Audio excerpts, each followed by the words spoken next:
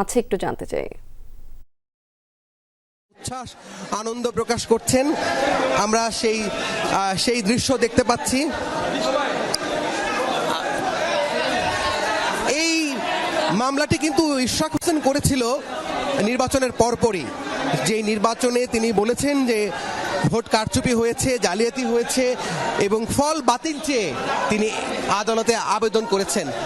এবং আমরা দেখতে পাচ্ছি সেই মামলার আজকে চূড়ান্ত রায়ে তাকে বিজয়ী ঘোষণা করে আদেশ দেওয়া হয়েছে। এখন কিছু প্রক্রিয়া আছে, আইনি প্রক্রিয়া, সেই প্রক্রিয়াগুলো চূড়ান্ত হলে গেজেট হবে, তারপরেই ঢাকার দক্ষিণ সিটি কর্পোরেশনের মেয়র হতে যাচ্ছেন ইশরাক হোসেন। আদালত থেকে বলা হয়েছে যে তার মেয়র হতে আর কোনো আইনগত বাধা নেই, সরকারি গেজেট হলেই তিনি মেয়র পদে দায়িত্ব পালন করতে পারবেন।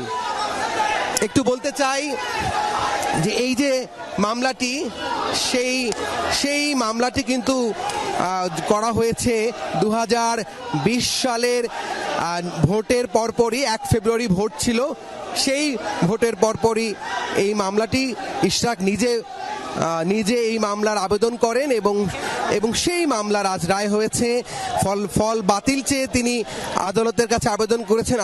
আদালত সেই 2020 সালের যে নির্বাচন, মেয়র নির্বাচন 1 ফেব্রুয়ারি, সেই নির্বাচনে তাকে বিজয়ী ঘোষণা করে আদালত কিছুক্ষণ আগে এই জেলা ও দায়রা জজ আদালতে যে নির্বাচনী ট্রাইব্যুনাল, সেই ট্রাইব্যুনাল তাকে মেয়র ঘোষণা করে তার পক্ষে রায় দিয়েছেন।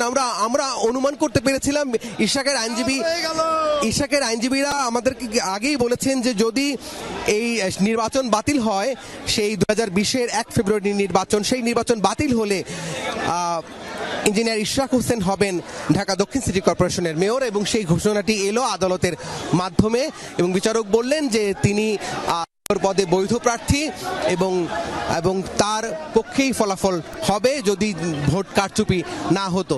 নেতাকর্মীরা এসেছেন, এই আনন্দে উচ্ছ্বাস প্রকাশ করছেন, গণমাধ্যম কর্মীরা আছেন তার প্রতিক্রিয়া নেয়ার জন্য। আমরা দেখতেই পাচ্ছি যে এই আদালত প্রাঙ্গণে নেতাকর্মীদের ব্যাপক উপস্থিতি এবং আসলে নেতাকর্মীরা উৎফুল্ল, আনন্দিত। কারণ এই নির্বাচন যখন হয়, যখন ঢাকার উত্তর এবং দক্ষিণ 2 সিটি কর্পোরেশনেই বিএনপির প্রার্থী ছিল, তাবিদ আউয়াল ছিল ঢাকার উত্তরের প্রার্থী, দক্ষিণ সিটি কর্পোরেশনের প্রার্থী ছিল ইশরাক হোসেন। তারা দিন রাত চষে বেরিয়েছেন, মানুষের কাছে গিয়েছেন, ভোট চেয়েছেন এবং সবশেষ যেটি হয় সেই ভোটটি আর সুষ্ঠু হয়নি। আমরা দেখেছি 2 সিটি কর্পোরেশনেই কারচুপি হয়েছে, তখন গণমাধ্যমে রিপোর্ট হয়েছে, বিএনপি অভিযোগ করেছেন এবং সেই অভিযোগটি সত্য প্রমাণ হয়েছে আদালতের